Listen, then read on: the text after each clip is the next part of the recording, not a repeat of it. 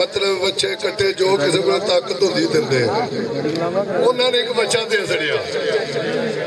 जिस वे बच्चा दे छड़िया ने गल सुनो ढंडोरिया मेरी इधर गल मेरी सुन जिस बच्चा दे छड़िया ना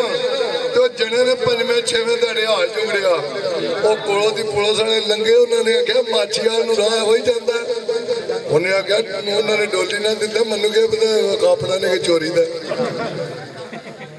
वो थानेदार ने जो दूजी बार पूछा तो उन्हें चटाकी मारी उन्हें आख्या चमलते असं माची वाल का पूछ लिया तू कहना साइया ने पता नहीं चोरी का घरों दिता ने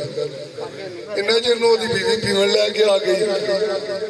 जिसे पीवन लैके आई ने तो उन्हें ये पीवन धरे ने जने ने 3-4 चमका लाग च मारिया उन्हें आख्या ढगा तो तेरे पूरे चोरी दी तू बड़ी वाह बनाई तो उन्हें आख्या बेबे तेरी ने पकाई मनु क्या पता किहो जियां ने वो भी तो डोरी आई नहीं फिर जिसे उन्हें रोटी पानी खवा लिया तो घर आई ते अगू ससु तेल पी लावे के भी करे हूं मैं गल तुहानू सुना लिया मैं मजाक नहीं पे करता इस गल ते मैनू 2000 रुपया उत्ते वकील ने मैं कोई बंदा सुने पिछे बीबियां ने आन पैसे कट्टे जिसले मैं क्या ससु तेल पी लावे तो नो वापस आ गई उन्हें आन के ना भांडे धरे उन्हें आख्या तेरे पुत्र ने तो मेरिया मतलब कंड छिल चढ़ी है रोटियां किहो जिहियां पकाइयां नहीं उन्हें आख्या मैं तो 6 महीने बाद लाया तो अज ही सड़ गई ओदा जना कोले मंजी पे बुनदा उन्हें आख्या उसने भज के साग लैन जाता है कहता बड़े चंगे साग ने ये तो लान तेल भी नहीं देंदी जने ने अद्धी मंजी बुनी ही ते अद्धी अजे रहिंदी ही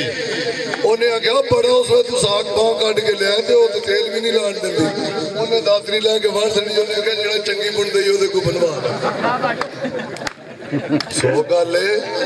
भाई चंगे लोग को सारे भले लोग आए ने मतलब ते मेरे बाप ने उस्ताद मोहतरम ने मेरे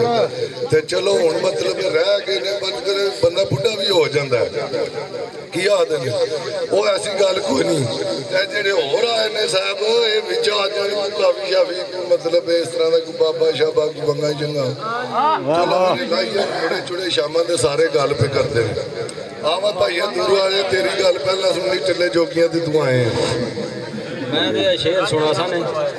ते जे ज़बानी कलामी कोई और सुनना है तो भी 4